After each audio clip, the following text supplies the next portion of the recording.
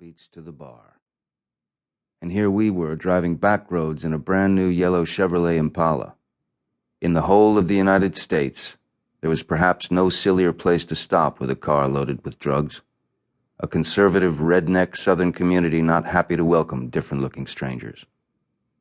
In the car with me were Ronnie Wood, Freddie Sessler, an incredible character, my friend and almost a father to me, who will have many parts in this story, and Jim Callaghan, the head of our security for many years.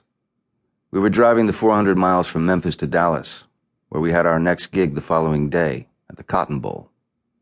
Jim Dickinson, the Southern boy who played piano on Wild Horses, had told us that the Texarkana landscape was worth the car ride, and we were planed out.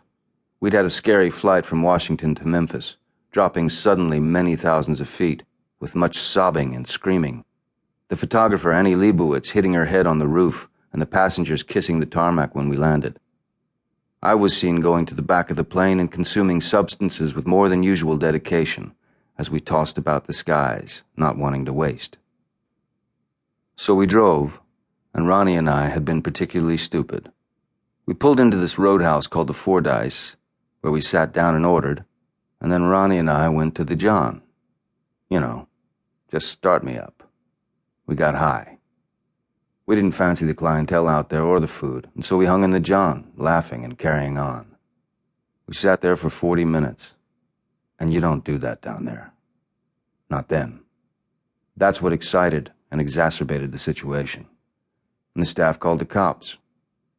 As we pulled out, there was this black car parked on the side, no number plate, and the minute we took off, 20 yards down the road, we get sirens and the little blinking light, and there they are with shotguns in our faces. I had a denim cap with all these pockets in it that were filled with dope. Everything was filled with dope. In the car doors themselves, all you had to do was pop the panels, and there were plastic bags full of coke and grass, peyote and mescaline. Oh my God, how are we going to get out of this? It was the worst time to get busted. It was a miracle we had been allowed into the States at all for this tour. Our visas hung on a thread of conditions, as every police force in the big cities also knew, and had been fixed by Bill Carter with very hard long-distance footwork with the State Department and the Immigration Service over the previous 2 years. It was obviously condition 0 that we weren't arrested for possession of narcotics, and Carter was responsible for guaranteeing this. I wasn't taking the heavy shit at the time. I'd cleaned up for the tour. And I could have just put all that stuff on the plane. To this day, I cannot understand why I bothered to carry all that crap around and take that chance. People had given me all this stuff in Memphis, and I was loath to give it away. But I still could have put it on the plane and driven clean. Why did I load the car like some pretend dealer?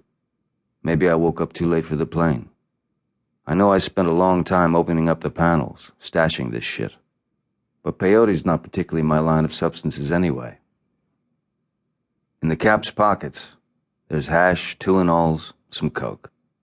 I greet the police with a flourish of the cap and throw pills and hash into the bushes. "Hello, officer." Flourish. "Oh, have I broken some local law? Pray forgive me, I'm English. Was I driving on the wrong side of the road?" And you've already got them on the back foot. And you've got rid of your crap, but only some of it. They saw a hunting knife lying on the seat and would later decide to take that as evidence of a concealed weapon, the lying bastards. And then they made us follow them to a car park somewhere beneath City Hall. As we drove, they watched us, surely, throwing more of our shit into the road. They didn't do a search immediately when we got to the garage. They said to Ronnie, "Okay, you go in the car and bring out your stuff."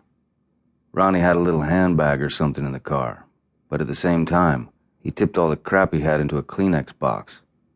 And as he got out, he said to me, "It's under the driver's seat." And when I go in, I didn't have anything in the car to get. All I've got to do is pretend that I have something and take care of this box. But I didn't know what the fuck to do with it.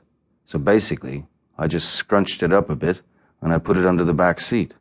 And I walked out and said, "Well, I don't have anything." The fact that they didn't tear the car apart is beyond me. By now they know who they got. "Well, looky here. We got some live. To keep listening to this audiobook, I've left you a link in the description so you can do it at no cost thanks to Audible's 30-day free trial.